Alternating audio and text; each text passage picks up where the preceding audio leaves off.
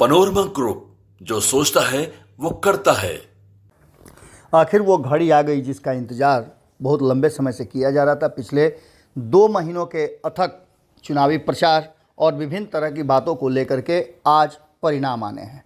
परिणाम में क्या होगा इन 5 राज्यों में, ये तय करेगा कि आने वाला 2024 का भविष्य क्या होगा। 5 राज्यों में से सबसे ज़्यादा जो महत्वपूर्ण है वो मध्य प्रदेश है, क्योंकि यहाँ भारतीय जनता पार्टी की सरकार है और भारतीय जनता पार्टी की सरकार में क्या कांग्रेस सेंधमारी कर पाएगी। वहीं बात राजस्थान, छत्तीसगढ़ की करें तो वहाँ भी परिस्थितियाँ बिल्कुल उसी तरह की है। कांग्रेस की सरकार चल रही है और कांग्रेस के गढ़ में सेंधमारी करने में भाजपा कामयाब होगी या नहीं होगी। बात तेलंगाना की करें तो तेलंगाना में भी कई दिग्गज चुनावी मैदान में है और यहाँ भी परिणाम को लेकर के कहा यह जा रहा है कि केसीआर की ज़मीन खिसकेगी या बचेगी। इन सारी बातों को लेकर के तेलंगाना से हम शुरुआत अगर करते हैं और अगर शुरुआत इस पूरे मामले को लेकर के करते हैं तो बीआरएस ने सभी 119 सीटों पर अपने उम्मीदवार उतारे हैं, जबकि कांग्रेस ने 1 सीट अपने सहयोगी सीपीआई को दी है। चुनाव से पहले हुए समझौते के तहत भाजपा और जनसेना ने क्रमशः 111 और 8 सीटों पर अपने उम्मीदवार उतारे हैं। वहीं असदुद्दीन ओवैसी ने अपने एआईएमआईएम के तहत शहर के 9 सीटों पर 9 क्षेत्रों में अपने उम्मीदवार उतारे हैं। यहाँ पर बहुत सारी ऐसी बातें कही जा रही है और जो एग्जिट पोल के नतीजे आए हैं उसमें साफ कहा जा रहा है कि परिणाम जो है वो कांग्रेस की तरफ शिफ्ट हो सकता है। केसीआर 2 सीटों से चुनाव लड़ रहे हैं, ये सबसे बड़ी बात है। तरफ मध्य प्रदेश की 230 सीटों पर गिनती शुरू है, वहीं छत्तीसगढ़ की 90, तेलंगाना की 119, राजस्थान की 199 सीटों पर कड़ी सुरक्षा के बीच वोटों की गिनती शुरू हो गई है और इस रेगिस्तानी राज्य से होते हुए कैंडिडेट अपने चुनावी रेगिस्तान को समाप्त करने की कोशिश में लगे हुए हैं। हमने आपको जैसे ही बताया कि इन चुनावों में पूरी तरह से अब सब कुछ झोंका गया है, क्योंकि इस पर निर्भर करता है आने वाले 2024 के लोकसभा चुनाव की पूरी कहानी। मध्य प्रदेश में 230 सीटों में 47 अनुसूचित जाति के लिए, 35 अनुसूचित जनजाति के लिए आरक्षित हैं। सीएम शिवराज बुधनी सीट से और प्रदेश कांग्रेस अध्यक्ष कमलनाथ छिंदवाड़ा से चुनावी मैदान में हैं। इसके साथ ही भारतीय जनता पार्टी अपने दिग्गज नेताओं को भी उम्मीदवार बनाया था। इसमें नरेंद्र सिंह तोमर, प्रहलाद पटेल और फग्गन सिंह कुलस्ते शामिल हैं। इनके भाग्य का भी फैसला आज होना है। मध्य प्रदेश में 2533 उम्मीदवार मैदान में थे, जिनकी आज भविष्य के फैसला होने वाला है। इन सारी बातों को लेकर के अगर बात करें मध्य प्रदेश की, तो मध्य प्रदेश में कमल और कमलनाथ के बीच में ज़बरदस्त जंग छिड़ी हुई है। ईवीएम खुलने लगा है और ईवीएम के साथ साथ किस्मत भी नेताओं की खुलने लगी है। बात राजस्थान की करें तो यहाँ 199 सीट पर हुई वोटिंग का भी अब ईवीएम खुलना शुरू हो चुका है। राजस्थान में 25 नवंबर को हुए विधानसभा चुनाव में पड़े वोटों की गिनती आज शुरू हो गई है। 36 केंद्रों पर गिनती शुरू की गई है और राजस्थान की 199 सीटों पर 1800 से अधिक उम्मीदवार थे, जिनके भाग्य का फैसला होना है। 30 चुनावी जिले में एक मतगणना केंद्र बनाए गए हैं, जबकि जयपुर, जोधपुर और नागौर में 2-2 केंद्र स्थापित किए गए हैं।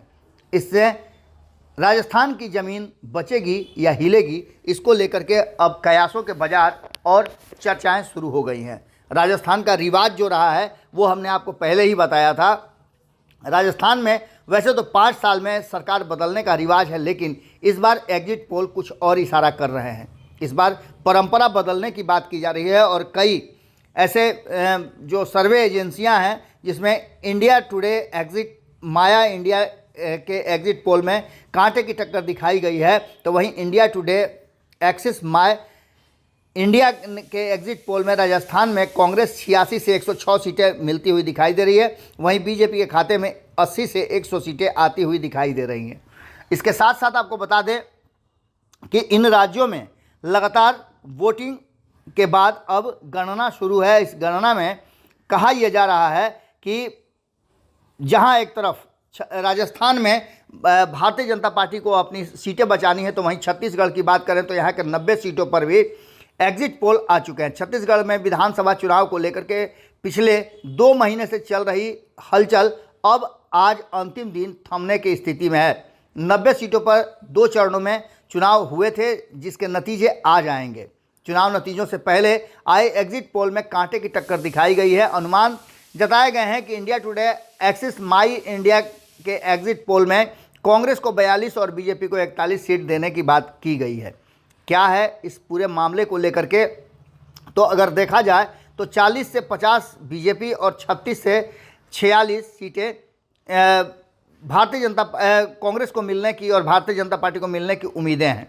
आप समझ सकते हैं कि इन पूरे जो एग्जिट पोल का खेल है उसमें साफ नज़र आ रहा है कि ये चुनाव बहुत कुछ निर्धारण करेगा। एक तरफ जहां इस चुनाव में भारतीय जनता पार्टी और कांग्रेस की पूरी रणनीति और राजनीति आने वाले 2024 के चुनाव का इशारा करेगी कि आखिर ऊँट किस करवट बैठेगा, तो वहीं बिहार में इसके असर व्यापक होने वाले हैं। बिहार में नीतीश कुमार और तेजस्वी यादव के भविष्य का फैसला भी ये चुनाव परिणाम करेगा, क्योंकि आने वाले समय में अगर परिणाम जिस तरह से सोचा जा रहा है उस तरह से अगर नहीं आता है तो नीतीश कुमार के लिए एक बार फिर से कमान संभालने के लिए तैयारी करनी होगी।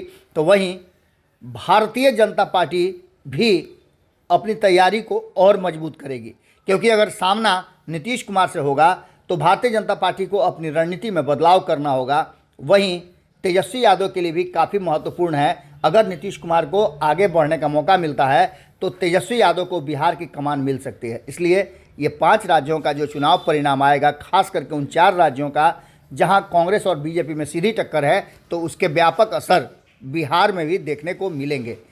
इंतजार कीजिए। लालू प्रसाद जब दिल्ली से पटना लौटे थे तो उन्होंने अपने बयान में एक बदलाव किया था और उस बदलाव ने साफ बताया था कि कहीं ना कहीं चीज़ें बदल रही हैं।